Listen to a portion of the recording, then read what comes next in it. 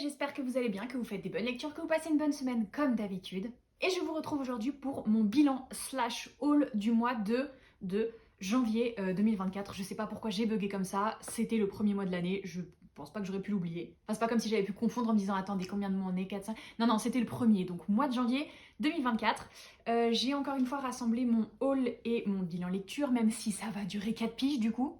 Parce que comme tous les mois, j'ai un petit peu craqué, voilà, bon ça c'est fait. J'ai pas mal lu parce qu'en plus j'étais en vacances et j'ai beaucoup reçu, donc je propose que nous ne tardions pas. Vous commencez à avoir l'habitude de comment sont faites ces vidéos, la psychorigide les a classées en catégories, donc c'est parti. On va commencer par parler des livres que j'ai achetés ou que j'ai reçus il y a déjà un petit moment, donc que je vous avais déjà présenté potentiellement dans d'autres vidéos, mais que j'ai lus ce mois-ci. Donc là on est purement sur du bilan lecture, t'as vu ? J'ai commencé l'année en lisant 2 livres de chez Hugo New Romance que j'ai empruntés au travail, donc que je n'ai plus, que je ne peux donc pas vous montrer. Mais étant donné que la technologie est absolument incroyable, je vais normalement quand même réussir à vous caser les petites couvertures par-ci par-là. Il s'agit donc de The Soulmate Equation de Christina Loren et de Love Charlie de Delinda Dane. J'avais envie de commencer l'année sur des petites romances, sur des choses qui étaient, ma foi, assez joyeuses, assez sympathiques et surtout des choses qui finissaient bien parce que j'avais un peu jaugé le terrain, tu vois. Ça avait l'air d'être des romances qui avaient des sujets assez importants mais qui finissaient bien. Genre moi je voulais un happy ending parce qu'il était hors de question que le 2 et le 3 janvier je sois déjà en PLS avec l'envie de me pendre ou de me tirer une balle ou de sangloter au fond de mon lit parce que la vie est trop dure. Enfin vous avez l'idée. Du coup, qu'est-ce que j'ai fait? J'ai lu ces petites romances. Écoutez, c'était très sympa. Mais voilà, j'ai pas trouvé que ça cassait 4 pattes à un canard boiteux. 3 pattes à un canard boiteux? Parce qu'un canard, ça a déjà que 2 pattes. Donc faut déjà, pour lui en casser 3, faut déjà faire fort. Elle est horrible cette expression en fait quand j'y réfléchis. Je la sors tout le temps parce que je la trouve drôle. Mais qui a envie de casser des pattes à un canard si en plus il est boiteux? La personne qui a inventé cette expression, pourquoi elle s'attaque au canard comme ça? Qu'est-ce que je vous racontais du coup? Que les romances étaient très sympas. Soulmate Equation, j'étais plutôt partante sur l'idée parce que c'est du fake dating. C'est l'histoire, alors c'est très flou dans ma tête parce que comme je vous le disais, ça m'a pas marqué de ouf. Mais en gros, c'est l'histoire d'une société qui lance une sorte d'algorithme en fait sur un procédé scientifique avéré, c'est-à-dire qu'ils analysent un peu, alors c'est pas l'ADN, mais c'est des trucs dans ton corps qui font qu'ils arrivent à savoir si tu es compatible ou non avec telle ou telle personne. Et du coup, vu qu'il y a plusieurs personnes qui se sont inscrites, ils piochent un petit peu à droite à gauche et puis ils arrivent à te dire t'es compatible avec telle personne qui était dans notre fichier ou au contraire, lui c'est bon, tu peux l'oublier, il est dans le fichier mais c'est pas fait pour toi. Pour ceux qui ont la référence, ce n'est pas très différent de ce que fait Ted Mosby dans How I Met Your Mother. Je crois que ça s'appelait Love Solution, l'appli dans la série, mais en tout cas, c'est le même principe. Voilà, si vous n'avez jamais regardé cette série, déjà, qu'est-ce que vous faites? Parce qu'elle est incroyable. Et de deux, vous allez vous dire, cette référence ne servait à rien, je suis d'accord, enchaînons. Bref, là, c'est l'histoire de cette femme qui a un enfant et qui est un petit peu saoulée, en fait, de trouver l'amour parce qu'elle a 1 milliard de trucs à faire à côté. Du coup, elle se laisse tenter par cette application, poussée par sa meilleure amie. Et il se trouve qu'elle va matcher avec le fondateur de l'application en question. Et alors déjà, forcément, il est beau, il est riche, il est célèbre, il est super sympa. Enfin, il est super sympa. Faut le dire vite. Parce qu'au début, évidemment, ça se passe pas très bien entre eux, parce que lui, il est pas hyper content d'avoir matché. C'était pas tout à fait prévu dans son plan. Enfin, bref, il y a plein de complications. Et évidemment, au fur et à mesure, ils se rapprochent, etc., etc.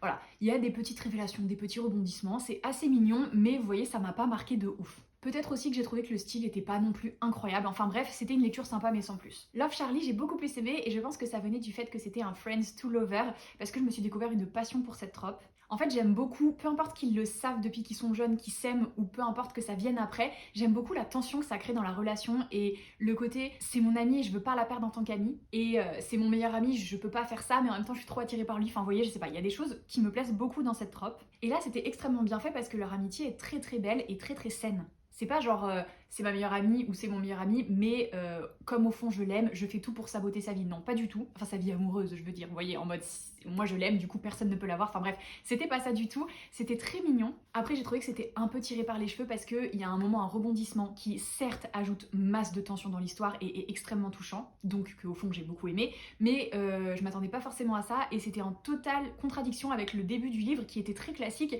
Très, je remplis toutes les cases de ce que je cherchais dans cette romance, mais voilà, je sais pas, ça a été un peu le jour et la nuit au milieu du roman. Mais écoutez, encore une fois, ça fait le taf et j'ai beaucoup aimé. Voilà, donc là j'ai déjà l'impression d'avoir passé 4 piges sur 2 romans. On va peut-être accélérer un peu, Marie. J'ai ensuite lu Ceux qui ne peuvent pas mourir, le troisième et dernier tome de la saga. Et il faut savoir que cette saga, j'en suis méga fan. Je vais pas vous dire de bêtises, mais je crois que le premier tome est sorti en 2018 ou 2019. En tout cas, ça fait une paye. Et j'avais eu un énorme coup de cœur pour le premier tome. J'avais attendu le deuxième tome que j'avais aussi surkiffé. Et celui-ci, je vous l'avais déjà dit dans une précédente vidéo, mais on l'attendait depuis trop longtemps. Du coup, moi évidemment, j'ai sauté dessus et j'ai kiffé. J'ai mis un peu plus de temps à rentrer dedans, ce qui est logique parce qu'en fait, il y a tellement de temps qui s'est écoulé entre le 2 et le 3 que j'avais oublié certains éléments ou des choses n'étaient pas très nettes dans mon esprit. Mais ça m'est revenu progressivement et si j'ai trouvé ce tome assez lent, on a enfin toutes les réponses qu'on attendait, on a tous les éléments qui s'imbriquent et tout qui se met en place en fait pour qu'on comprenne vraiment tout ce qui se passe depuis le tout premier tome. C'est extrêmement intelligent, c'est très bien écrit, c'est drôle, c'est touchant, en fait c'est parfait.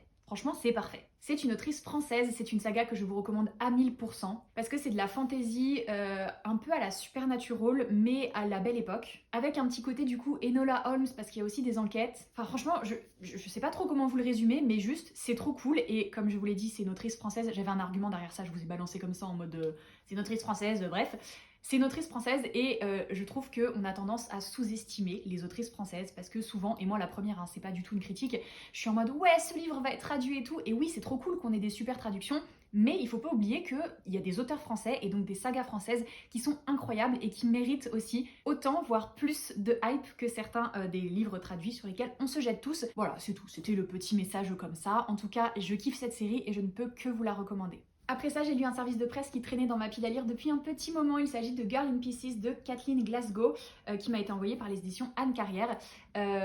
Du coup, ce livre, je l'avais fait traîner pour des très bonnes raisons. Enfin, je sais pas si c'était vraiment des très bonnes raisons, mais je l'avais fait traîner parce que les sujets avaient l'air hyper durs et que il y avait potentiellement des sujets qui allaient, je le sais, me trigger un petit peu. Du coup, j'attendais d'être dans le bon mood, d'être prête en fait psychologiquement à l'attaquer. Il s'avère que ça m'a pas trigger autant que ce que je pensais, même si c'est effectivement une histoire absolument horrible. C'est l'histoire d'une jeune fille, oui j'ai déjà oublié son prénom, je suis désolée, Charlotte, elle s'appelle Charlotte, qui a vécu une vie absolument horrible. Genre la meuf elle a 17, 18, quelque chose comme ça, enfin elle est à peine majeure et elle a déjà une vie de merde de A à Z. Et du coup pour échapper à tout ça, eh bien elle se mutile. Je voulais essayer de l'enrober mais je ne peux pas, elle se mutile. Et en fait on suit son processus de reconstruction mais qui est extrêmement lent, extrêmement difficile et douloureux. Et c'est tellement bien écrit que tu peux pas t'empêcher en fait d'être dans sa tête et de ressentir ce qu'elle ressent et de comprendre en quelque sorte, c'est pas forcément le mot comprendre. Je vais pas trop m'apesantir non plus parce que c'est des sujets difficiles et je sais que c'est pas un roman qui va parler à beaucoup de gens et qui va tenter beaucoup de gens. Après c'est un roman qui est extrêmement important parce que il montre très bien en fait la spirale dans laquelle on peut tomber. Il montre très bien à quel point la reconstruction peut être difficile et je pense que pour des personnes qui, sans parler de choses aussi dures, traversent des périodes difficiles, je pense que ça peut être utile, tout en étant bien sûr un roman, alors j'allais pas dire divertissant non plus, on va pas exagérer, mais un très beau roman, voilà, c'est horrible mais beau, c'est paradoxal mais c'est comme ça. Donc je peux pas dire que j'ai vraiment aimé, mais en tout cas c'est pas un roman qui te laisse indifférent, ça c'est sûr et certain, je sais pas pourquoi je tords mon poignet dans ce sens-là, non mais qu'est-ce qui se passe Marie? C'est mieux comme ça, non? Après ça, j'avais besoin d'un petit peu de douceur et du coup, j'ai enchaîné avec La guerre du aîné de Abida... Non, je vais pas y arriver. Je suis toujours partagée entre l'envie de faire un effort et de mince Marie, tu peux quand même bien dire un nom un peu compliqué une fois dans ta vie et la peur de l'écorcher tellement fort que du coup, c'est aussi irrespectueux que de ne pas le prononcer. Je vais faire un effort. Donc La guerre du aîné a été écrit par Adiba Jaigirdar, je sais pas si j'ai fait le bon choix en tentant la prononciation. C'est un roman qui est sorti récemment aux éditions Alice Jeunesse que je me suis procuré parce qu'il me tentait de ouf vu que tous les retours que j'ai vus sur les réseaux sociaux anglophones étaient excellents. C'est une histoire d'amitié, c'est une histoire d'amour, c'est une histoire de famille. On va aussi parler d'appropriation culturelle, de racisme, d'homophobie et de manière générale de questions d'identité, que ce soit de genre, de sexualité, mais aussi d'appartenance en fait à une communauté. Comme vous pouvez vous en douter avec tous les thèmes que je viens d'énoncer, je ne suis pas la mieux placée pour savoir si c'est bien fait, si la représentation est intéressante ou si elle est juste, mais personnellement, à mon tout petit niveau, je l'ai trouvé très beau et très touchant. C'est une jolie histoire, c'est une histoire qui est à la fois révoltante par certains aspects et en même temps très touchante par d'autres. Donc je ne peux que vous conseiller ce livre. Autre livre que j'attendais avec beaucoup d'impatience, j'ai lu On dira que je suis toi de Lilibelle de Cholet.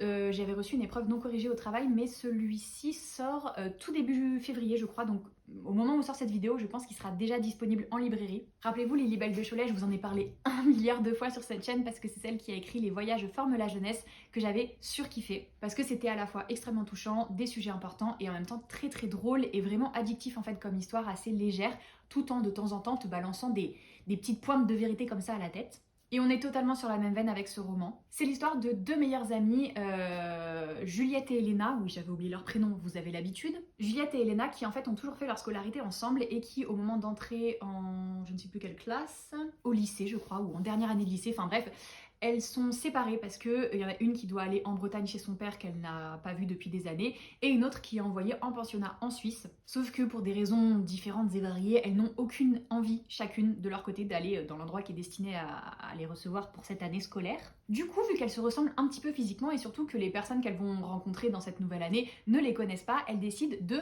switcher de place. Donc Elena prend la place de Juliette et Juliette prend la place d'Elena. Dit comme ça, tu te dis mais qu'est-ce qui pourrait mal se passer dans ce plan? Eh bien tout, absolument tout. C'est logique.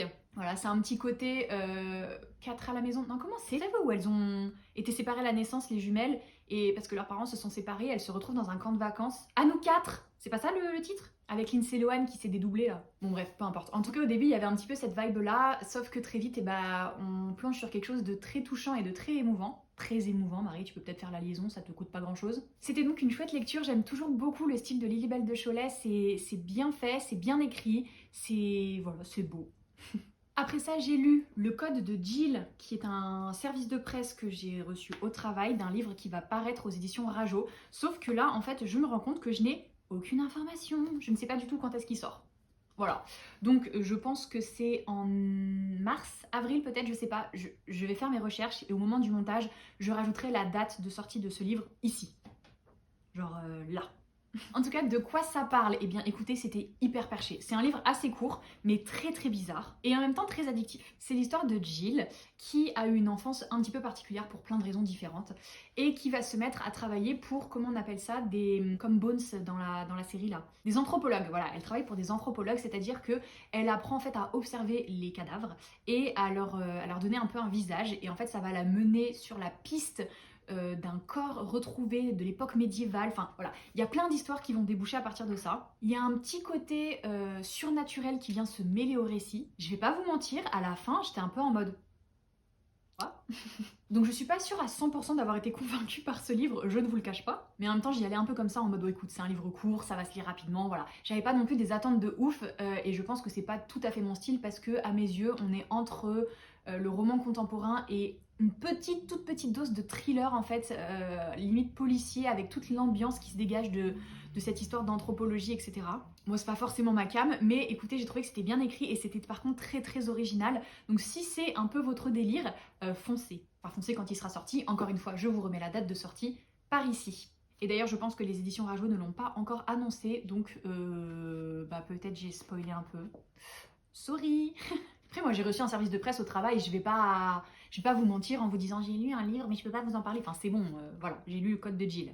C'est n'importe quoi, je dis n'importe quoi. Deux autres services de presse que j'ai reçus au travail, c'est pareil, j'imagine que j'ai pas les dates de sortie. Et moi, je suis partie pour faire des recherches dignes d'Indiana Jones pour trouver les dates de sortie des livres que je vous présente. D'ailleurs, en parlant d'Indiana Jones, puisqu'on est sur le sujet, la première BD reçue au travail et que j'ai depuis lu, c'est Les Mondes Perdus, qui sortira du coup aux éditions Dupuis. Pareil, je vous remettrai la date par ici. C'était une petite BD très sympa, j'ai beaucoup aimé la couverture, donc je me suis dit allons-y. Et effectivement, les dessins sont assez sympas, enfin j'aime beaucoup l'ambiance en fait, voilà, j'aime beaucoup les couleurs, j'aime beaucoup le trait du dessin. C'était vraiment une histoire assez sympa. Après, c'est très classique et par contre ça envoie très fort la vibe de Indiana Jones. C'est l'histoire d'une jeune fille, je ne me souviens plus de son prénom et en plus il n'est pas marqué derrière, donc je vais l'appeler jeune fille, qui a été adoptée à la mort de ses parents par une sorte d'oncle un peu éloigné, enfin c'est un ami de la famille, je ne sais plus trop bien, mais en tout cas ce oncle en question qui l'a adopté est archéologue et du coup il part toujours en expédition et un jour elle parvient à s'incruster dans son expédition parce que elle c'est son rêve de voyager, etc. Je n'ai pas précisé mais ça se passe en 1920, donc forcément elle d'habitude la place des femmes c'est à la maison à faire la popote, elle va réussir à s'incruster et à montrer que les femmes sont capables enfin les femmes, les mini-femmes, parce que c'est une ado en fait, les mini-femmes, même mini, sont capables d'aller crapahuter dans la jungle, de découvrir des temples Inca, Aztèques et tout ce que vous voulez, et de kick some ass. Voilà, ça c'est le postulat de base, mais à partir de là, il y a aussi toute une histoire d'artefacts magiques qui va refaire surface. Ça m'a beaucoup fait penser à des trucs d'Indiana Jones, vraiment. Voilà, c'était une lecture assez sympa. Après, j'ai lu Quand j'ai froid de Valentine Choquet, qui pareil est un service de presse reçu au travail. Celui-ci c'est marqué, il sort le 8 mars 2024. Ça sort aux éditions de La Gouttière et je vois ici que c'est une couverture provisoire. Donc peut-être que je vous montre un truc que je n'ai pas le droit de vous montrer, c'est super. Mon compte YouTube va se faire suspendre et moi je vais être enfermée pour divulgation d'informations confidentielles. S'il vous plaît, si un jour il y a un procès, témoignez en ma faveur, dites-leur que je suis un peu débile, que c'est pas voulu en fait, c'est pas de l'espionnage industriel ou du spoil ou quoi que ce soit, c'est juste que je suis un peu teuteux et que je fais pas attention, voilà, et que j'ai tellement envie de parler de livres que voilà. Bref, j'ai encore plus envie de vous parler de celui-ci parce que vraiment je l'ai beaucoup aimé. En fait, c'est l'histoire d'une jeune femme qui s'appelle Louise et qui a un quotidien mais totalement classique. Genre au début on la voit qui galère à se lever le matin pour aller au taf, qui fait sa journée de taf et qui rentre le soir et qui se couche en se disant allez on recommence demain. Enfin bref, la routine, vous connaissez. Et un jour, elle rencontre André, qui est une petite mamie qui vit dans son immeuble. Et en fait, la rencontre entre ces deux femmes de deux générations totalement opposées va faire des étincelles. Elles ont une vraie belle histoire d'amitié jusqu'au moment où on se rend compte que André a des petits soucis de santé. Je ne rentre pas dans les détails parce que c'est, je pense, important de découvrir tout ça au fil de la lecture. Des fois, il faut que je reprenne ma respiration plus souvent, non? Parce que je pense que vous devez hyperventiler en même temps que moi en se disant mais respire. Je maîtrise, ne vous inquiétez pas. C'est l'excitation à parler de ce roman graphique que j'ai vraiment beaucoup aimé. Il n'y a pas beaucoup de texte et je vais vous montrer, vous voyez, c'est des planches comme ça en fait. Genre les dessins sont très sympas, assez simples mais très sympas. Je vais pas arriver à tourner la page. Mais juste c'est, je sais pas, c'était trop beau, c'était très émouvant. J'ai un peu pleuré, oui voilà, bon bah je vais le dire, j'ai un peu pleuré et j'ai hâte que le roman sorte du coup en librairie, que le roman graphique sorte en librairie parce que j'ai hâte de pouvoir le défendre et de vous en reparler peut-être à ce moment-là. On arrive ensuite à ces petits livres-ci dont je vous ai encore une fois déjà parlé dans mes précédents, je crois, hauls. Et que j'ai lu du coup durant mes vacances. Donc il y en a pas mal qui sont en anglais, en fait la majorité sont en anglais, donc je suis navrée pour ceux qui ne lisent pas en VO, je vais essayer de passer quand même un peu vite. J'ai d'abord lu Mr. Wrong Number de Lynn Painter. C'est l'histoire de... Alors là j'ai oublié les prénoms les gars, je vais pas vous... Encore une fois je vais pas faire semblant, j'ai totalement oublié les prénoms. Donc là c'est l'histoire d'une meuf qui, suite à des petits accidents, se retrouve à devoir squatter chez son frère. Parce que en gros elle a dû plaquer toute sa vie pour aller s'installer à l'autre bout du pays. Elle essaie de retrouver un travail, elle essaie de retrouver un appart, etc. C'est très compliqué et elle est donc obligée de squatter chez son frère et de fréquenter son meilleur ami qui est aussi son coloc, qu'elle ne peut pas blairer depuis l'enfance. Ça c'est le postulat de base et on sait tous où ça va nous mener. Mais en plus de ça, et là où le roman est assez original, c'est que au moment où elle débarque dans la ville, elle reçoit un SMS d'un numéro mystère. En fait, elle se rend compte que le mec à qui elle parle s'est trompé de numéro tout simplement. Sauf qu'ils continuent à échanger et ils vont finir par se rapprocher, devenir amis, etc.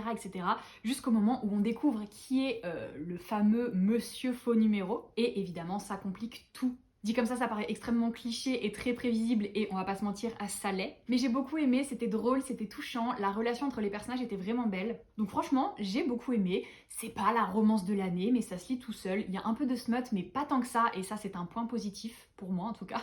Donc vraiment une chouette lecture. Celui-ci, je l'avais acheté parce que c'était bien évidemment une romance sur le hockey, une romance d'ailleurs dont tout le monde disait énormément de bien sur les réseaux sociaux et j'ai bien aimé. Franchement, c'était sympa, la relation était très belle, les personnages étaient drôles, ils étaient attachants. Après, c'était beaucoup trop lent. Enfin, vraiment, c'était beaucoup trop lent au niveau du développement de leur relation. Paradoxalement, ça allait aussi beaucoup trop vite. Je pense que ce que j'ai trouvé le plus lent, c'est qu'en fait, il y a un schéma, c'est-à-dire que lui, c'est un méga playboy et elle veut pas se laisser avoir. C'est tout à son honneur. Sauf que, en fait, très vite, elle se laisse avoir parce que il est trop sexy, elle est trop attirée par lui. Enfin bref, vous connaissez le schéma. Et là où ça m'a un peu gênée, c'est que, tu sais, elle peut hésiter un moment puis finir par craquer, ok, et puis après, on trouve d'autres rebondissements pour leur histoire. Là, en fait, j'avais l'impression qu'on était un peu bloqué dans le schéma. Je t'aime, mais j'ai pas confiance. Oui, mais je t'aime, mais j'ai pas confiance. Et en fait, chaque petit sursaut dans leur relation était basé là-dessus et j'ai trouvé que ça traînait un peu en longueur du coup. Et évidemment, mais ça j'étais préparée. Du coup, ça m'a pas freinée, mais juste, je vois pas l'intérêt. Il y a beaucoup trop de smut. Et en plus, vraiment, enfin, c'est bizarre ce que je vais dire, mais il y a des scènes de smut qui sont bien faites. C'est-à-dire que quand il y en a une de temps en temps, comme j'ai tendance à le dire souvent, c'est l'aboutissement d'une tension, donc ça me gêne pas qu'il y ait un peu de smut, même s'il est un peu détaillé et que je suis pas particulièrement fan de ça. Mais là, j'avais l'impression qu'à chaque fois qu'ils se retrouvaient, ils sautaient dessus, et j'étais en mode, si vous voulez passer votre temps à Ken, ok, dites simplement, bon bah voilà, il s'envoie en l'air, mais t'es pas obligé de me décrire chaque scène, non? Je sais pas, enfin après ça c'est mon avis. En tout cas, qu'est-ce que j'en ai pensé? Eh bah j'ai bien aimé quand même, parce que malgré ça, c'était comme je vous disais très mignon, et ça reste une romance avec un joueur de hockey, donc moi, je suis toujours là pour ça. Après, c'est clairement pas ma romance sur le hockey préférée, mais en bon gros pigeon qui se respecte, je vais évidemment acheter la suite de la saga, puisque c'est des tomes compagnons qui en fait se concentrent sur les histoires d'amour des collègues, non comment on dit, des équipiers, enfin des autres membres en fait de l'équipe de hockey. Et comme on les a un petit peu aperçus dans ces premiers tomes, voilà, je suis assez curieuse. Je suis vraiment, mais vraiment, je suis tellement faible. J'ai aussi lu The Dead Romantics de Ashley Poston qui m'a été offert par mon amie Nana. Encore cœur sur toi Nana, parce que c'était trop bien. J'ai kiffé cette lecture. C'était extrêmement touchant et bon, il y avait des choses qui étaient prévisibles. Au final, j'avais réussi à comprendre comment tout ça allait se terminer assez rapidement. Mais grosso modo, je vous en avais déjà parlé, c'est l'histoire de Florence qui est écrivaine, mais en secret. C'est-à-dire qu'en fait, elle est porte-plume, prête-plume, je crois qu'on dit d'ailleurs. En gros, elle écrit pour une autrice hyper connue des romances qui ont un succès fou. Sauf que là, elle est un petit peu bloquée, Florence, parce qu'elle s'est fait larguer comme une merde par son ex, et ça l'a totalement déstabilisée, bouleversée, déprimée, tout ce que vous voulez. Du coup, elle ne croit plus en l'amour et c'est compliqué pour écrire des romances. Donc elle est bloquée sur son manuscrit et il se trouve qu'elle a un nouvel éditeur qu'elle va donc rencontrer et qui va lui dire, écoute, tu écris ton manuscrit ou c'est fini. Auquel elle est un peu en mode ok, let's go. Et il se trouve que elle doit rentrer dans sa ville natale pour un problème familial et la petite particularité de Florence qu'on découvre au fil du livre et que j'avais pas forcément compris en lisant le résumé, c'est que Florence voit les fantômes. Florence voit les morts. Donc déjà rien que pour ça, un petit plus pour la romance qui est hyper originale. Et qu'elle n'ait pas la surprise de Florence en rentrant chez elle dans sa ville natale de croiser le fantôme de son éditeur. Ouais, c'est un peu le choc pour Flo aussi. Du coup, elle essaie de comprendre ce qui lui est arrivé. En même temps, elle essaye de gérer toutes ces histoires de famille qui se révèlent et la douleur qu'elle peut ressentir par rapport à ça. Encore une fois, c'est volontaire si je suis très floue. Mais écoutez, c'était une histoire qui était extrêmement belle, extrêmement touchante, très originale, bien écrite, drôle. Il y avait tout ce qu'il fallait, où il fallait, quand il fallait. Vraiment, j'ai adoré. Pareil pour The Plus One qui est un roman de Mazet Eddings que j'avais acheté puisque j'avais eu un énorme coup de cœur pour Tilly in Technicolor. Je pense que vous en avez ras la casquette de m'entendre dire que j'ai aimé ce livre, donc je vais essayer d'arrêter, mais vu que j'avais trop aimé le style de cette autrice, j'ai voulu essayer un autre. Il est beaucoup plus adulte celui-ci, notamment du coup il y a un peu de smut, mais j'ai bien retrouvé son style, j'ai bien retrouvé sa construction des personnages, son humour, sa manière en fait de tisser les relations, et surtout ce talent qu'elle a pour mêler des sujets extrêmement sérieux, extrêmement durs, dans une romance qui reste malgré tout extrêmement douce. Parce que là, du coup, c'est l'histoire de Indira qui vient, encore une fois, de trouver son mec au pieu avec une autre fille. Donc pareil, elle est ravie. Et du coup, elle aussi a besoin d'aller squatter chez son frère, qui va se marier et qui du coup héberge aussi son meilleur ami à lui pour le temps du mariage. Meilleur ami que bien sûr Indira ne peut pas saquer depuis son enfance. Sauf que là, ils vont être obligés de passer du temps ensemble et Indira va se rendre compte que le meilleur ami, j'ai oublié son prénom, Jude. Jude n'est pas tout à fait comme avant parce qu'en fait il revient d'une mission humanitaire à l'autre bout du monde et elle se demande si ça l'a pas affecté plus que ce qu'il ne veut bien laisser paraître. Donc il y a ce petit rapprochement et puis il y a aussi un petit fake dating puisque au mariage elle n'arrête pas de tomber sur son ex qui se pavane au bras de sa nouvelle conquête. Donc elle décide de lui montrer qu'elle est passée à autre chose et bref il y a du fake dating avec Jude et ça va forcément les pousser à se rapprocher. C'était vraiment trop beau, pareil la tension, la relation entre les personnages, vraiment cette manière qu'ils avaient de se reconstruire un petit peu mutuellement au contact de l'autre. Mutuellement au contact de l'autre, ça veut pas dire grand chose ça. Mais j'espère que vous avez l'idée, j'ai kiffé. J'ai aussi lu Shatter Me, enfin c'était une relecture et j'avais pas forcément oublié beaucoup de choses du premier tome parce qu'en fait il se passe pas grand chose dans le premier tome. J'étais un peu choquée mais oui en fait il se passe pas grand chose et le rythme est assez paradoxal, genre ça va très lentement et en même temps très vite pour certaines choses. Mais écoutez, comme pour la première fois que je l'avais lu, j'ai trop kiffé le livre, j'ai trop kiffé le style d'écriture, j'ai trop aimé l'ambiance qui se dégageait du récit, j'ai beaucoup aimé les personnages évidemment. J'ai retrouvé cette ambiance dystopique un peu entre le labyrinthe et plutôt divergente d'ailleurs pour une société totalement dévastée, côté post-apocalyptique, enfin vraiment j'ai kiffé et du coup j'ai trop hâte de lire la suite. D'ailleurs j'ai même enchaîné directement avec le tome compagnon, enfin le 1.5 qui se passe du coup entre le 1 et le 2 logiquement et qui est du point de vue de Warner après la fin des événements de celui-ci. Écoutez, J'ai kiffé, j'ai hâte d'enchaîner. Et juste pour ceux qui ne connaissent pas, Shatter Me, c'est l'histoire de Juliette qui, on ne sait pas pourquoi, on ne sait pas comment, enfin après son monde est un peu parti en couille, hein, on va pas se mentir, c'est un peu l'apocalypse. Et du coup, elle est née avec un don, quand elle touche les gens trop longtemps, bah elle les tue. Super ambiance. Du coup, à cause de ça, elle a toujours été rejetée. Et là, il se trouve que depuis des années, elle est enfermée dans un asile psychiatrique. Et elle va en être sortie par des personnes un peu étranges qui veulent exploiter son don et en même temps elle se demande est-ce qu'elle n'est pas capable de plus, enfin voilà, tout plein de choses qui vont découler de ça. Je n'en révèle pas trop évidemment, déjà parce que moi-même je sais pas trop ce qui se passe après. J'avais lu je crois le deuxième tome il y a très très longtemps, mais il est hyper fou dans ma tête et de toute façon j'en sais pas plus, donc j'ai hâte de continuer ma relecture et après bah, ma lecture tout court et voilà. Pour rappel, cette saga a été traduite en français sous le nom de Insaisissable avec des couvertures pas ouf, on va pas se mentir. Mais je pense qu'elle n'est même plus dispo en fait en français, donc si vous pouvez la lire en anglais, franchement foncez. Je la trouve hyper bien et assez facile d'accès parce que c'est un style assez particulier. Je sais pas pourquoi je vous montre une page ouverte, comme si ça allait vous aider à comprendre le niveau d'anglais du truc, tu sais. Je disais que c'est un style d'écriture assez particulier, mais du coup assez simple en fait dans la tournure des phrases et des phrases assez courtes. Enfin voilà, c'est pas un truc très très dense, donc je pense que c'est accessible et je kiffe, donc foncez. Je me suis aussi fait une relecture de la saga Phénomène. Alors là, je dis relecture, mais en fait c'était quasiment une découverte parce que j'avais lu le premier tome il y a très longtemps et en fait j'avais totalement oublié. Voilà, j'avais vaguement le début en tête et après c'était le flou total, donc c'était une redécouverte. Et j'ai beaucoup aimé, écoutez, j'ai trouvé que le premier tome était assez basique, entre guillemets, mais que les tomes d'après développaient quelque chose en plus. Enfin, je sais pas trop comment dire ça, mais j'ai quand même été happée par la saga. C'est l'histoire de 4 adolescents qui s'appellent Violaine, Claire, Arthur et... Oh damn, j'ai oublié Nicolas. Nicolas, qui sont des enfants un peu particuliers, puisqu'en fait ils ont été envoyés par leurs parents dans une clinique psychologique aussi. Ils ont chacun des particularités qui les mettent en marge de la société, mais on va se rendre compte en fait que ce qui les met en marge de la société est en fait une sorte de pouvoir qu'ils peuvent apprendre à développer. Il va leur arriver plein d'aventures qui sont là aussi un petit peu dans la même vibe que celle d'Indiana Jones. Franchement, on va partir à la recherche de ruines, de temples, etc., pour remonter en fait sur le mystère de leur origine, tout simplement. Le tout avec des sociétés secrètes surpuissantes qui vont leur mettre des bâtons dans les roues. Franchement, c'était hyper bien écrit, très original. C'est une saga qui, à la base, est à destination d'un public jeunesse, mais comme vous pouvez le constater, moi là, la version que j'ai rachetée, c'est l'intégrale qui a été rééditée dans une édition adulte. Et honnêtement, après l'avoir lu, ça peut totalement passer pour un public d'adulte. Il n'y a pas de scène particulièrement violente ou quoi, mais c'est très dense. C'est un univers qui est recherché et travaillé, c'est toute une intrigue qui est recherchée et travaillée, et j'ai trouvé très sympa. Donc, si vous n'avez pas encore lu ce classique par Eric Lhomme, qui je vous le rappelle est celui qui a écrit Le Livre des Étoiles, qui est une de mes sagas préférées, et bien foncez. Puis j'ai lu un livre que, encore une fois, je ne suis pas tout à fait sûre d'avoir le droit de vous présenter, mais je pense que d'ici à ce que la vidéo sorte, il y aura soit eu une annonce, soit en tout cas ça aura fuité, enfin bref. J'ai lu un livre qui va sortir en avril aux éditions Rajo.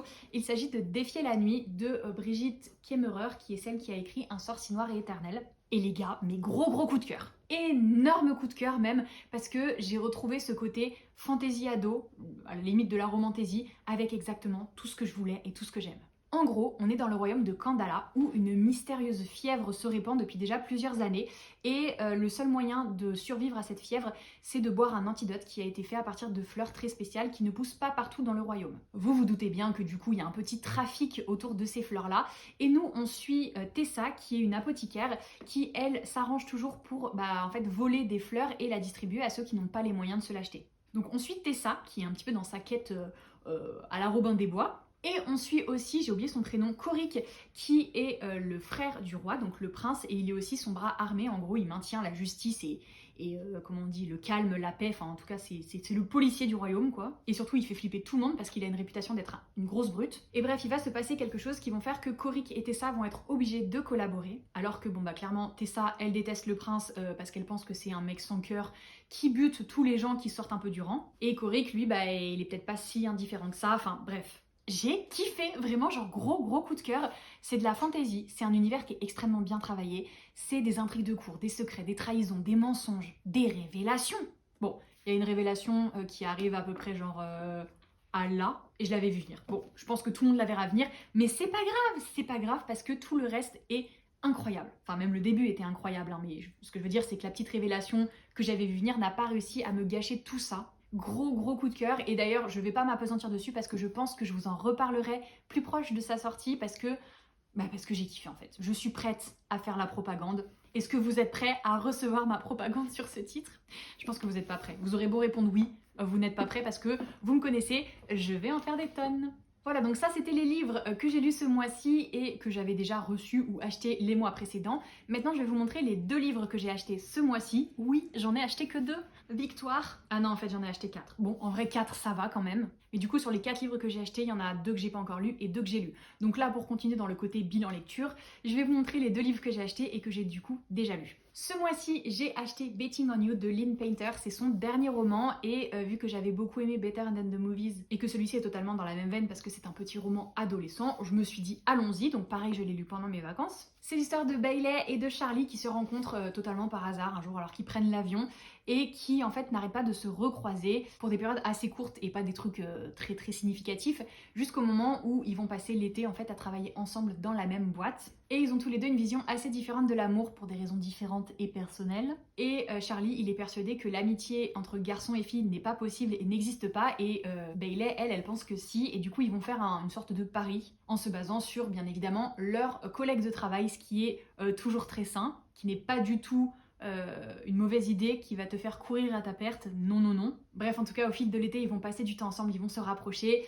Voilà, je ne rentre pas dans les détails encore une fois, vous avez déjà deviné certaines choses, je pense. Mais c'était très beau, c'est vraiment une très belle histoire. J'aime beaucoup le style d'écriture de l'autrice.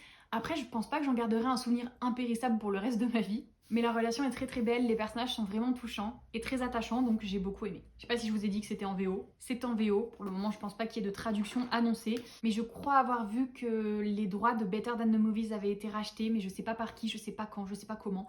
Donc ça vaut ce que ça vaut, donc pas grand chose en fait. Et autre achat que j'ai fait ce mois-ci et que j'ai bien évidemment lu immédiatement, c'est Un baiser maudit, qui est du coup le 2e tome dans la saga... alors je sais pas comment s'appelle la saga en fait, peut-être que la saga n'a pas de nom puisqu'elle est marquée nulle part, mais le premier tome s'appelait Mon ex et autres malédictions, et rappelez-vous, je vous avais fait une vidéo spécialement dessus tellement je l'avais kiffé. Du coup forcément j'avais hâte de retrouver celui-ci puisque ça se concentre sur la cousine de la protagoniste du premier tome et sur le frère du protagoniste du premier tome. Je ne rentre pas dans les détails là aussi, c'est une romance très classique mais avec une petite dose de surnaturel entre sorciers et sorcières avec des histoires de Covent, de Enemies to Lovers. C'est aussi un Grumpy Sunshine, enfin vraiment c'était très chouette, ça cochait toutes les cases de ce que je voulais. Après j'ai quand même une petite préférence pour le premier tome parce que j'ai préféré les personnages, parce que c'était le côté découverte aussi. Mais vraiment cette saga pour moi elle a beaucoup de potentiel. Si vous aimez la romantésie en fait vous êtes en plein dedans, mais la cozy romantésie, tu vois. Je sais pas si ça existe mais en tout cas je viens de le créer. Clairement dans la même veine que la société très secrète des sorcières extraordinaires. Donc vraiment c'est tout doux, c'est cocooning, c'est sans prise de tête, c'est très beau, c'est très smutty aussi. Mais c'est le genre de lecture où tu te prends pas la tête, ça fait du bien au moral, et c'est drôle, c'est doux, c'est touchant, voilà. Donc je pense que c'est une série qui peut plaire à beaucoup de gens, et je suis un peu frustrée, je vous l'avoue, de pas l'avoir plus passée sur les réseaux sociaux, et de pas en fait avoir l'amour qu'elle mérite.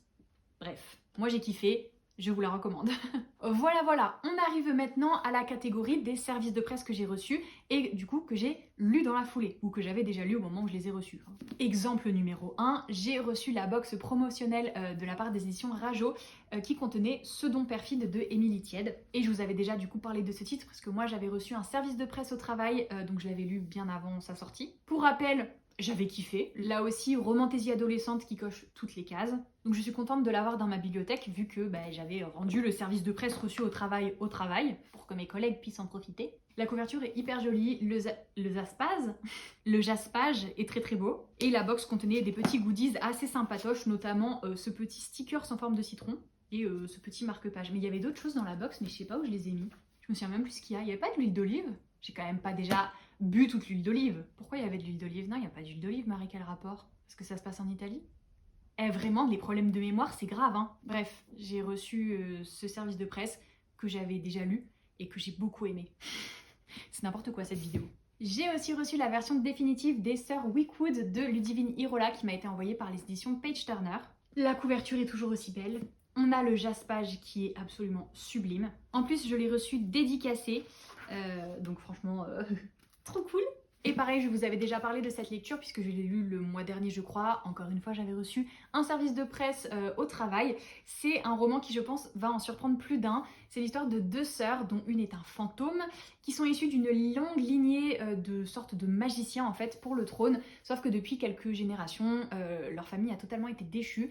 Et là, le roi fait quand même appel à elles parce qu'il a besoin de retrouver une sorte de prophétie. Du coup, elles vont se lancer dans une quête mais juste what the fuck, il va leur arriver plein de choses et elles vont apprendre énormément de choses sur elles et sur leur famille. C'est un roman qui est extrêmement original autant dans le fond que dans la forme. Donc le style d'écriture est très beau, très travaillé, mais assez surprenant. Et c'est pareil pour l'intrigue, donc si vous le lisez, gardez bien ça en tête parce que je pense que ça peut totalement vous déstabiliser. Moi personnellement, c'était pas du tout ce à quoi je m'attendais en commençant le roman, mais écoutez, c'était une très belle découverte. J'ai aussi reçu de la part des éditions Pocket Jeunesse la version poche du Syndrome du spaghetti de Marie Vareille. Je vous avais déjà parlé de ce titre parce que c'est un énorme coup de cœur. Il est arrivé aussi dédicacé et l'autrice est trop adorable. Elle a écrit pour Marie, les pâtes c'est la vie, je suis bien d'accord. Elle a dit merci d'avoir soutenu mon roman, mes romans d'ailleurs. Je t'embrasse Marie Vareille. Je fangirl trop fort là. Je pense que ça se voit pas trop parce que j'essaie de garder une poker face, mais je fangirl très fort. Le syndrome du spaghetti, c'est l'histoire de Léa qui est passionnée de basket depuis toujours. Son père est son entraîneur et elle a la vocation de faire du basket sa vie. Son travail, son métier, sa passion, tout ce que vous voulez. Elle veut vivre basket. Sauf que il se passe quelque chose dans sa vie qui va totalement bouleverser à la fois son équilibre familial et tous les rêves qu'elle peut avoir. Et en parallèle de ça, elle va rencontrer Anthony qui lui n'a pas du tout la même vie qu'elle. Et c'est un petit peu cette rencontre entre deux personnages que tout oppose, qui vont s'aider à avancer. C'est une très belle histoire sur les rêves, le courage, la détermination, les histoires de famille aussi. C'était le premier roman, je crois, que je lisais de Marie Vareille et c'est celui qui m'a fait tomber amoureuse de sa plume et de son univers et de sa manière de créer les personnages encore une fois. Une pépite absolue qui m'a fait chialer, je vous le rappelle, très tôt. Je crois qu'on en est à peu près à la page 40 quand je commence à pleurer. Mais vraiment, pépite, c'est incroyable, je l'adore. Il est déjà sorti en librairie, donc vous n'avez plus d'excuses pour ne pas pleurer à votre tour en lisant Le syndrome du spaghetti. Les éditions Hugo Roman m'ont envoyé la version poche de Bodyguards, donc là c'est le premier tome qui est sorti tout début du mois de janvier je crois. J'avais trop hâte de le lire, vous le savez parce que je vous en ai parlé dans une vidéo précédente, mais le côté Bodyguards, moi, let's go. Et effectivement c'était très sympa, j'ai beaucoup aimé la relation entre les personnages, j'ai beaucoup aimé l'ambiance qui se dégageait de tout ça. Et je suis surtout très curieuse de lire la suite parce que du coup on a un aperçu des autres membres de la famille, des autres Bodyguards. Donc vraiment j'ai trop hâte de pouvoir en apprendre plus sur le reste de la famille Westwood. Dans celui-ci, on suit Lennon qui est envoyé dans une dernière mission parce qu'il a décidé de se retirer du terrain. Mais là, son père l'oblige, entre guillemets, à aller protéger Dovie qui est une étudiante au MIT qui reçoit des menaces de mort. Et au début, il se dit super, je dois retourner à la fac m'occuper d'une adolescente un peu débile. Sauf que Dovie, elle est absolument pas débile et surtout, elle est très attirante. Et du coup, le petit rapprochement va faire que tout va être beaucoup plus compliqué. Alors oui, dit comme ça casse pas trois pattes à un canard encore une fois. On ramène les canards, on leur brise des pattes, c'est pas sympa. Mais malgré ça, j'ai trouvé le roman très efficace et comme je vous disais, je suis très curieuse de lire la suite. Les éditions Pocket Jeunesse m'ont envoyé Thieves Gambit et du coup je l'ai lu aussi pendant mes vacances. J'ai kiffé, voilà, c'est dit, on va commencer comme ça, on va commencer bien fort, j'ai kiffé. J'ai kiffé parce que c'est un mélange absolument parfait entre Ocean Eleven, un film que je kiffe, et Inheritance Game pour le côté enquête, énigme, secret, révélation, trahison, etc. C'est l'histoire de Ross qui vient d'une grande famille de voleurs, sauf que elle a décidé en fait de se détacher de tout ça pour vivre une vie normale. Elle est sur le point de réussir quand sa maman se fait kidnapper, on lui demande donc une rançon absolument astronomique pour libérer sa maman, et elle n'a pas d'autre choix que de participer au tournoi qui est une grande compétition très mystérieuse et extrêmement dangereuse qui a pour vocation de un peu d'élire le meilleur voleur, on va dire. Donc elle se retrouve en compétition contre d'autres voleurs de son âge qui ont tous leur spécialité et qui surtout ont tous une raison bien particulière de participer au tournoi et d'essayer de gagner la grande récompense. Comme je vous disais, entre alliance, trahison, petites enquêtes et surtout grands coups un peu à la Ocean Eleven vraiment, c'était trop bien, j'ai kiffé et c'est un premier tome donc j'ai très hâte de lire la suite parce qu'on nous laisse quand même sur un petit cliffhanger, tu vois. Enfin pas vraiment un cliffhanger mais sur une situation qui te fait dire oh my god, comment ils vont faire, j'ai trop hâte. Toujours de la part des éditions Pocket Jeunesse, j'ai reçu This Time It's Real de Anna Liang et lui aussi je l'ai lu du coup, à peine reçu, déjà lu. C'est une romance fake dating absolument trop chou. Je crois que je vous en ai déjà parlé aussi celui-ci dans les romans que j'attendais avec trop d'impatience.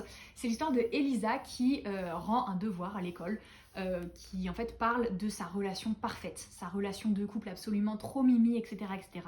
Contre toute attente, son devoir est tellement bien qu'en fait il fait le buzz, il est publié sur les réseaux et elle devient hyper famous et très populaire.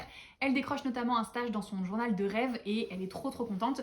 Le seul petit problème, c'est que elle a tout inventé en fait. Elle n'a pas de petit copain, elle n'a jamais été en couple et ça commence à devenir compliqué en fait de mentir aux gens en leur disant oui bien sûr j'ai écrit ça parce que mon petit ami, alors qu'il n'y a pas de petit ami. C'est là que Kaz arrive à sa rescousse. C'est un élève de son école mais c'est surtout un acteur très connu de drama chinois et il lui propose de faire du fake dating. Enfin, elle lui propose de faire du fake dating parce que ce serait bénéfique pour lui au niveau pub, etc.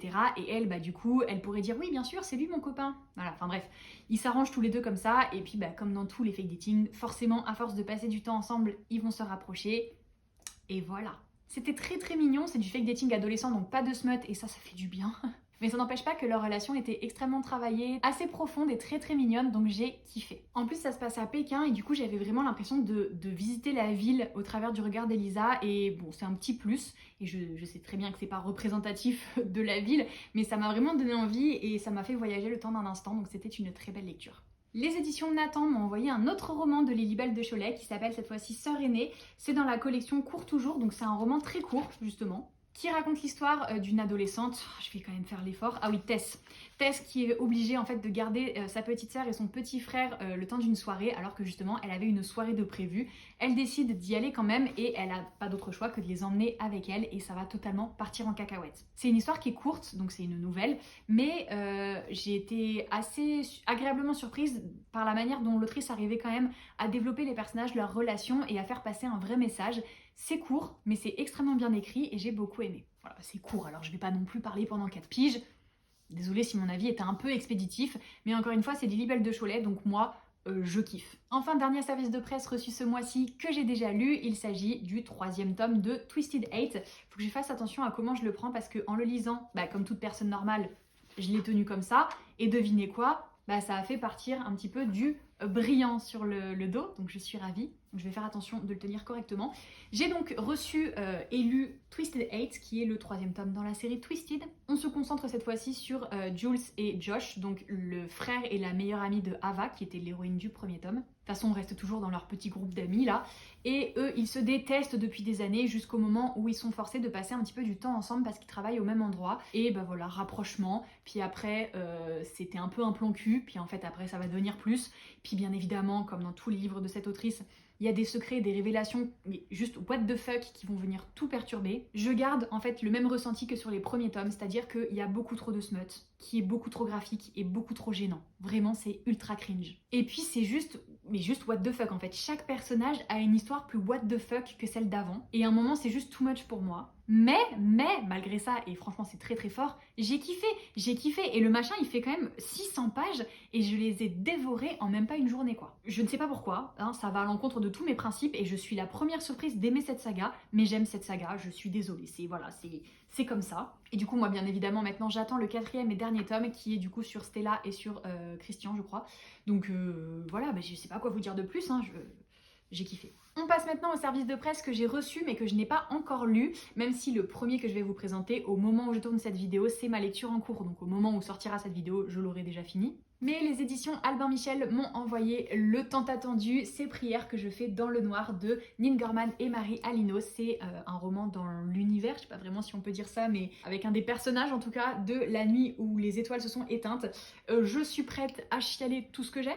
Là actuellement j'ai lu 20 pages. Je suis déjà un peu en PLS, je vais pas vous le cacher. On suit cette fois-ci le personnage de Jagger qui, du coup, je vais pas vous faire un résumé à ma sauce, je vais vous lire le résumé, je ne l'ai pas encore lu le livre. Le résumé dit donc, pour ses amis, il est Jagger, ce garçon à l'éducation stricte et traditionnelle, mais que les filles aiment retrouver en secret le temps d'une nuit. Pour sa famille, il est Thomas, ce fils jamais à la hauteur quels que soient ses efforts. Et pour June, Thomas Jagger Lynch Jr. est ce meilleur ami d'enfance qu'elle a perdu. Après l'événement qui leur a coûté leur amitié, il refuse de renouer contact avec June, mais quand elle aura besoin de lui, saura-t-il mettre de côté sa rancune pour l'aider? Et lorsque sa propre vie volera en éclats, pourra-t-il se passer de cette fille qui a été le centre de son univers pendant pratiquement toute son existence? Voilà, ça nous en révèle pas trop au final, mais vu que j'ai beaucoup aimé les 2 premiers tomes, je fais confiance à ces autrices, je sais qu'elles vont me faire chialer, je sais que je vais kiffer et que je vais souffrir et moi je suis là pour ça. Donc je vous en reparlerai très bientôt dans mon bilan lecture du mois de février. J'ai reçu un petit colis surprise que je n'attendais pas forcément de la part des éditions Pocket. Il contenait du coup la version poche du premier tome des Royaumes Immobiles de Ariel Holtz qui s'appelle La Princesse sans visage. La couverture est déjà très très belle et en plus il est arrivé dédicacé, ce qui est adorable puisque j'avais dedans un petit mot de Sam qui travaille chez PKJ et chez Pocket, qui m'a dit que du coup ils avaient pensé à moi au moment où l'auteur est passé dans les locaux et du coup il m'a dédicacé le livre. Encore une fois je sais pas pourquoi je le tournicote comme ça dans tous les sens. Il m'a écrit: pour Marie, merci beaucoup pour tes chroniques et n'égare pas ta carte des confins, hihihi, pour retourner dans les royaumes immobiles. Donc déjà c'était trop gentil de me faire une dédicace et en plus une dédicace qui fait référence à mes propres livres, mais je fangirl si fort les gars, vous n'avez pas idée. Ça me fait toujours trop bizarre quand il se passe des choses comme ça parce que j'ai cette casquette de lectrice et de fangirl et là en fait c'est mon côté autrice qui rentre en collision avec ça et j'ai souvent un moment de recul en mode what? What? Genre moi j'écris, lui il écrit et il sait que j'écris. Enfin je sais pas, c'est très bizarre ce que je vous dis, ça n'a d'ailleurs aucun sens, donc j'enchaîne très vite. Mais en tout cas un grand merci aux éditions Pocket. J'ai hâte de découvrir ce livre parce que je ne l'avais pas lu au moment de sa sortie en grand format, mais je ne vois que des bons retours, donc je suis curieuse et pressée de découvrir ça. Les éditions Hachette m'ont ensuite envoyé Les fleurs les plus dangereuses n'ont pas d'épines de Lydie Tabarin qui est sortie milieu du mois de janvier je crois. Je l'ai reçu dans une très jolie box qui contenait un marque-page, un petit sachet de thé et une jolie cuillère. La couverture est absolument sublime, franchement j'en suis trop fan. Et le résumé, attendez, le résumé, vous êtes prêts? Dans le néo-royaume d'Hétéros, maintenir les apparences est crucial. Les familles de Mora et Rodrigue, qui excellent dans l'art de confectionner du thé grâce au pouvoir qu'elles dissimulent, ne le savent que trop bien. Reconnues et respectées par tout le pays, y compris par le palais royal, les deux boutiques se mènent une guerre acharnée pour déterminer laquelle réalise les meilleures compositions. Héritière de cette rivalité toxique, Isabelle de Mora et Andarina Rodriguez peut-être d'ailleurs, parce qu'il y a un S, donc je pense que je le prononce mal, super. En tout cas, les deux héritières n'aspirent qu'à une chose, surpasser l'autre et devenir une confectionneuse de renom. Le quotidien des deux jeunes femmes se corse le jour où la reine meurt empoisonnée par du thé, dans le plus grand secret, et que le regard de la cour entière se tourne vers elle. D'après ce que j'ai compris, c'est un Enemies to Lover saphique, j'ai trop hâte. J'ai trop hâte de le lire, d'ailleurs c'est une de mes prochaines lectures. Et je vous en reparle bien évidemment très vite, sur Instagram déjà, mais dans mon prochain bilan lecture aussi. Les éditions Lumen m'ont envoyé De Silence et d'Ombre, qui est le deuxième tome de De Lune et de Sang, qui était un roman assez lent, assez contemplatif, mais extrêmement original et très addictif. Je ne vais pas vous mentir, le résumé du tome 1 est un peu flou dans ma tête, c'est pour ça que je vais régulièrement voir sur le site de Summary's Book, parce qu'elle fait des résumés spoilants des livres qui sont sortis il y a déjà un moment, quand on veut se les remettre en tête pour enchaîner avec le tome 2, donc je ne manquerai pas de faire ça. Mais grosso modo, c'était l'histoire de Katrina, je crois qu'elle s'appelait. Catherine. Il n'y a pas de A, j'ai inventé un A. Catherine qui travaillait auprès d'un architecte à la reconstruction d'une cathédrale qui était un petit peu le cœur d'une ville. Et en fait, un soir, alors qu'elle était en train de marcher dans la rue, elle entend un bruit, il y a un rayon de lune et elle voit des choses qu'elle n'est pas censée voir. À partir de là, sa vie est totalement chamboulée parce que du coup, il y a un meurtre. Elle va un petit peu enquêter sur le meurtre en compagnie de Simon, qui est du coup un enquêteur, on va dire, pour simplifier. Et elle va apprendre plein de choses sur elle, sur ses origines et sur cette espèce de pouvoir magique qu'elle semble avoir. Il y avait un côté très thriller avec une pointe de surnaturel, c'était extrêmement bien fait. Et le premier tome pouvait se suffire en lui-même. Donc j'ai hésité à lire ce deuxième tome, mais j'avais beaucoup aimé l'ambiance et j'avais beaucoup aimé la plume de l'autrice, donc je me suis dit, laissons-nous tenter Marie. Donc je le lis, je vous en reparle, mais déjà la couverture est trop belle. Et je suis quand même assez curieuse de voir où ça va nous mener. Et enfin, dernier service de presse reçu ce mois-ci, il s'agit d'un livre dans la collection Pour les nuls, et c'est Faire lire pour les nuls. Je vous avoue que je ne l'ai pas encore trop feuilleté, mais rien que pour le concept de faire lire pour les nuls, je trouve ça trop cool. La collection Pour les nuls, je la trouve vraiment chouette, parce que elle a de très bonnes informations, mais tournée d'une manière qui fait que c'est pas chiant. En gros, si tu veux apprendre des trucs sur un sujet, au moins les nuls, c'est clair, c'est synthétique, souvent c'est assez drôle dans la manière dont c'est tourné pour certains éléments. Donc franchement, je kiffe et là j'ai très hâte de découvrir celui-ci. Pareil, je vous en reparlerai un petit peu plus en détail quand je l'aurai lu. Enfin, quand je l'aurai lu. Je vais pas tout lire de A à Z, tu vois. Je vais lire les thèmes qui m'intéressent le plus. Parce qu'il y a quand même pas mal de chapitres. Et en gros, je vous lis quelques exemples de chapitres. Je sais pas si ça va beaucoup vous aider, mais la partie 1 s'appelle Quoi lire et pourquoi. Ensuite, cette partie 2, Lire pour changer. La partie 3 s'appelle Comment partager le goût de lire. Peut-être que ça va être marqué Faire comme Marie et inonder tous les réseaux sociaux possibles et imaginables avec ses coups de cœur en spammant et en faisant une propagande de ouf. mais j'en doute. La partie 4 s'appelle Écrire plus pour mieux lire et après ça s'appelle la partie des 10 puisque à chaque fois il te donne 10 livres à lire dans l'avion ou 10 livres qui auraient pu être écrits, qui auraient dû être écrits, enfin voilà, 10 livres qui permettent de voir le monde autrement, 10 biographies à ne pas rater, blablabli, blablablou. Ça a l'air très sympa, c'est fait comme vous pouvez le voir par Alexandre Jardin. Hâte de découvrir ça et un grand merci aux éditions de la collection pour les nuls. Et tenez bon, on a presque fini, il me reste donc 2 livres à vous présenter. C'est les 2 derniers livres que j'ai achetés ce mois-ci mais que je n'ai pas encore eu le temps de lire. Le premier, il a encore son ticket de caisse à l'intérieur, on n'en a peut-être pas besoin pour cette vidéo. C'est God Killer de Anna Kanner. Je vous en parlais dans ma vidéo sur les sorties qui me tentaient trop. J'hésitais, j'étais pas sûre et comme vous pouvez le constater, je n'ai aucun self-control, donc j'ai craqué. Je ne l'ai pas encore lu, mais j'ai très hâte, même si je me fais pas trop d'illusions. Je pense qu'il va traîner dans ma palle un petit moment. C'est l'histoire de Kisen qui est une déicide, une tueuse de dieux. Elle leur voue une haine dévorante depuis que les adorateurs d'une divinité du feu ont violemment assassiné toute sa famille. Elle croise un jour le chemin d'un étrange dieu amnésique, dont l'existence est liée à celle d'une jeune noble. Ne pouvant le tuer sans prendre la vie de la petite fille, elle décide de les accompagner dans la cité en ruine de Blenraden afin d'obtenir les faveurs des derniers dieux sauvages qui y résident.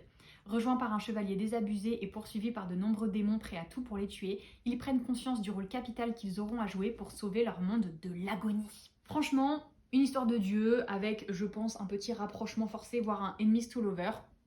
Let's go, on va voir ce que ça donne. Et enfin, mon dernier achat de ce mois de janvier, c'était bien évidemment le livre que j'attendais avec trop d'impatience. Il s'agit de Ruthless Vows. J'aurais pu faire un effort de prononciation, mais non, qui est donc le 2e tome de Divine Rivals de Rebecca Ross. Il est trop beau. J'ai craqué pour la version hardback parce qu'elle a cette couverture juste trop belle. Bon, après là, ils se sont clairement pas foulés, hein. Franchement les gars, pour je sais plus combien je l'ai payé, 18 balles, vous auriez pu faire un effort. Mais j'ai trop hâte de le lire, j'ai trop hâte de retrouver Iris et Roman, j'ai trop hâte de découvrir la suite de leurs aventures. Je ne vous fais pas le résumé du premier tome, sachez juste que ça a été un énorme coup de cœur. Je vous en ai déjà parlé en long, en large et en travers dans une vidéo au moment de ma lecture. Donc je vous laisserai aller la voir si ça vous intéresse. Mais franchement, foncez. Si vous pouvez lire en anglais, foncez. Si vous ne lisez pas en anglais, continuons à croiser les doigts pour que les éditions de Saxus, qui ont apparemment racheté les droits, annoncent enfin la date de sa traduction. Parce que nous, on a été patients, ok ? On prend notre mal en patience, on fait un effort, mais à un moment, il va falloir nous lâcher des infos. Bref, je m'emballe un petit peu, tout ça pour dire que j'ai trop hâte de lire celui-ci aussi. Et sur ce, on a fini. Voilà, c'était mon haul / bilan lecture du mois de janvier 2024. Comme d'habitude, n'hésitez pas à me dire si un des livres dont j'ai parlé vous tente, ou si vous en avez lu un, ce que vous en avez pensé, etc. Si vous êtes trop timide pour commenter, je vous laisse mettre un petit emoji canard, rapport à ma révélation, ma prise de conscience, que le fait de dire « ça casse pas 3 pattes à un canard », c'est hyper gore et très brutal, et je devrais arrêter de dire cette expression.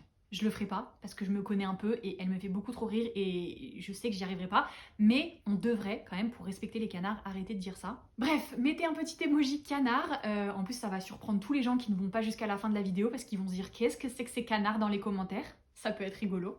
Bref, un petit emoji canard, un petit commentaire et comme d'habitude, n'hésitez pas à liker la vidéo, à vous abonner, à activer les notifications, ça me fait toujours trop plaisir quand vous le faites. Et je vous dis à très vite pour une prochaine vidéo. Bye!